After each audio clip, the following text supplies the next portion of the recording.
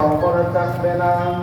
কিন্তু ওই আল্লাহ কোথায়? আল্লাহ ওই আল্লাহ কোথায়? যে আল্লাহর জন্য দুনিয়ার বুকের দিনের কোনো ফাঁকি দিতে পারে না। ওই আল্লাহ কোথায়? আল্লাহ তো সব কিছু আমাদের পর্যবেক্ষণ করে।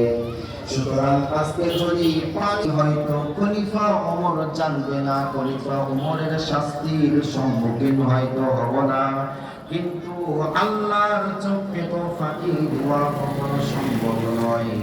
ওই আল্লাহ পর্যবেক্ষণ করবে হাসরের ময়দানে। আলহামদুলিল্লাহ, সমস্ত প্রশংসা মহান রব্বুল আলামিন। ওমরের দুনিয়ার শাস্তি থেকে অনেক বেশি কঠোর হবে। সুতরাং মা আমার খলিফার শাস্তি থেকে বাঁচতে পারবো, কিন্তু আল্লাহর চোখ ফাঁকি দিয়ে শাস্তি থেকে কখনো আমরা বাঁচতে পারবো না। খলিফা